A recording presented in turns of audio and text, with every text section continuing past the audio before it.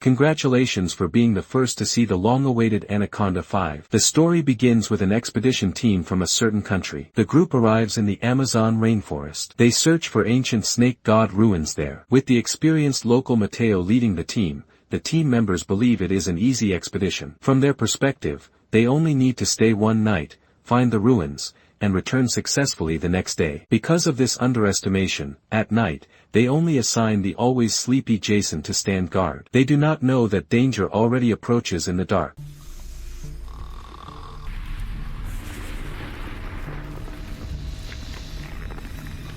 After waking up, Jason feels a tightening around his neck. He thinks his teammates are trying to wake him up by pulling his collar. However, when he looks, a python directly attacks him face to face. Fortunately, the python has already eaten today. It is only playing with Jason. Unexpectedly, Jason takes it seriously and fires 2 shots, eliminating the giant python. His companions, awakened by the gunshots, immediately come out and are instantly stunned upon seeing the giant python's corpse. This giant python is at least 20 meters long and 1 meter thick. Looking at the enormous creature before them, Anna asks a question. How can such a large python appear here? It should have been extinct in ancient times. Then Mateo says in a deep voice, if such pythons truly exist, then the python beneath the serpent god's ruins must still be alive. The one before them must be its offspring. Hearing this, Jason is stunned on the spot. He asks Mateo why he did not tell them before coming. Mateo says he also did not expect that creatures from hundreds of years ago could still be alive. The next morning,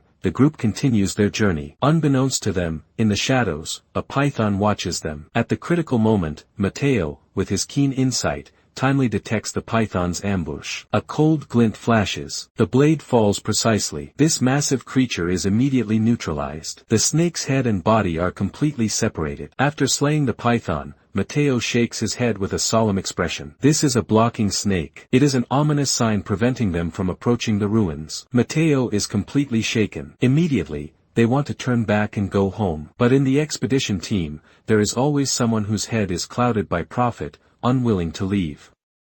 It is precisely Dr. Amanda. She coldly refutes. The museum has already paid, so they must find the artifacts and bring them back. Returning empty-handed would be a waste of this trip's time and effort. The minority Dr. Amanda still manages to convince everyone. Additionally, everyone also thinks what she says makes sense, so they no longer hesitate, and continue moving towards the eerie direction. Not long after walking, the group finds the ancient sacred mountain ruins that only exist in legends. Everyone immediately beams with joy. They did not expect it to be so easy. Fortunately, they listened to Dr. Amanda earlier. Everyone enters the ruins and discovers many skeletons here. Mateo explains. Many years ago, there were many cultists here who performed an ancestral ritual here, and the object of their sacrifice is the snake god. After hearing this, everyone's heart trembles involuntarily. They think about quickly finding the artifacts and leaving. So, they immediately take out their equipment and tools and begin searching. Ben controls the drone as it flies inside the ruins, which is basically just aimlessly looking for artifacts. As a result, after wandering for a long time,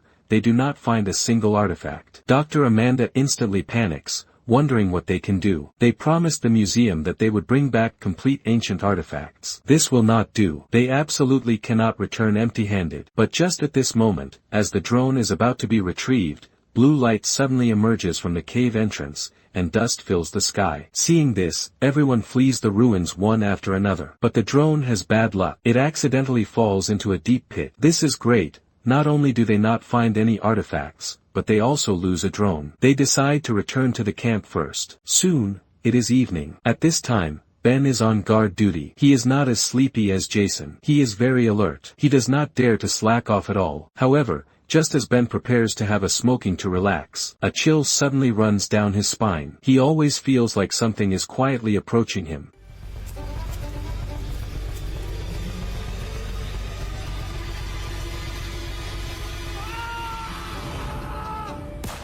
Along with Ben's scream, several gunshots are heard again. The awakened crowd comes out. What is different from last time is that this time Ben cannot be found. After discussion, everyone decides to split up to search separately. At the same time, Dr. Amanda also calls for support from above. But at the critical moment, the signal is lost halfway through the conversation. As for Ben, he is still alive. However, he is cornered by a giant python. To be honest, rather than becoming the python's food and dying painfully, it is better to end his own life. Jason and Anna form a group. Mateo, Cole, and Lisa form another group. Daisy and Dr. Amanda are responsible for guarding the camp. Jason and Anna search for a long time but do not find Ben. As for Mateo's group, they find a snakeskin. Mateo deduces from the snakeskin that this giant python is even bigger than the one they saw before. He also notes that the skin is freshly shed, meaning the giant python must be nearby. Soon after, Jason and his group arrive and are stunned after seeing such a large snakeskin. They say there is no need to look for Ben anymore.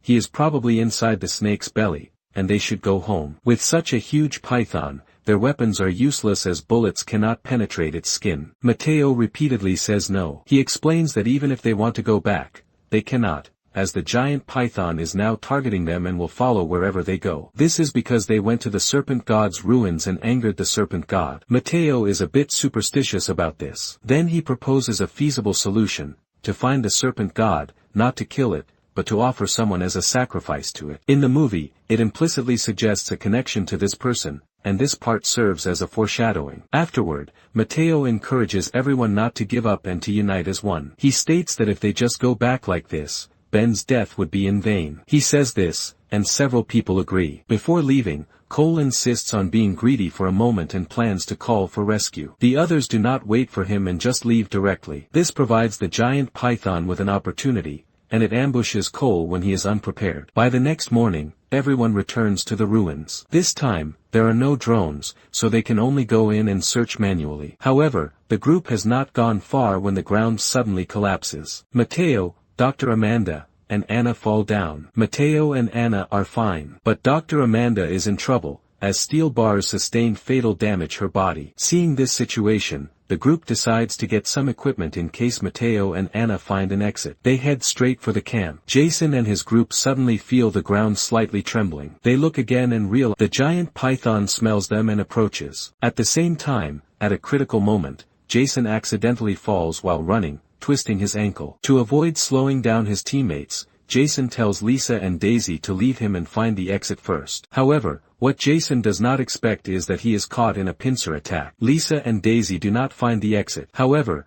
they find themselves in a rather large place, seemingly inside the ruins. They discover a large number of artifacts, including a map of the ruins. Then, the scene returns to Mateo and his group. As soon as Lisa and her group leave, Mateo and his group arrive. As expected, Mateo betrays them. This fulfills the foreshadowing mentioned earlier. After Mateo sees the artifacts, he becomes greedy and wants to keep them all for himself. But there is a giant python. How does he get rid of the giant python? He believes sacrificing one person to the giant python is pure superstition. Now, Mateo holds a small knife and forces Anna to put on advanced clothes. Lisa and Daisy hold a map and search for an exit. Among them, Lisa accidentally steps on a trap. A flying sword directly sustained fatal damage her neck. At the same time, the giant python smells the scent and approaches. This place is not suitable for long stays. Daisy can only abandon Lisa and run first. Just like that, Lisa also becomes the giant python's food. Soon, Mateo also brings Anna to the edge of the large sacrificial pit. Just as Mateo prepares to get rid of Anna,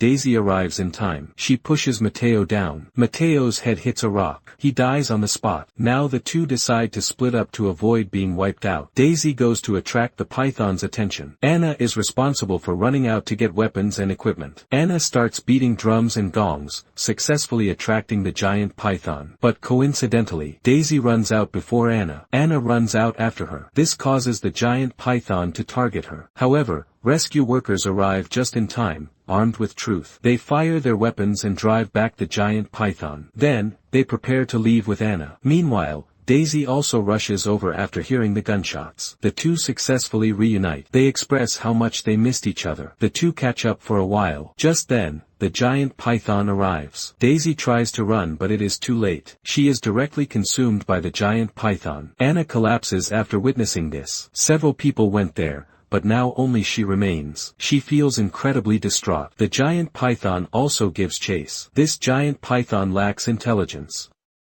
To symbolize its power, it climbs to the top of the ruins. However, the structure is ancient. It is prone to collapse.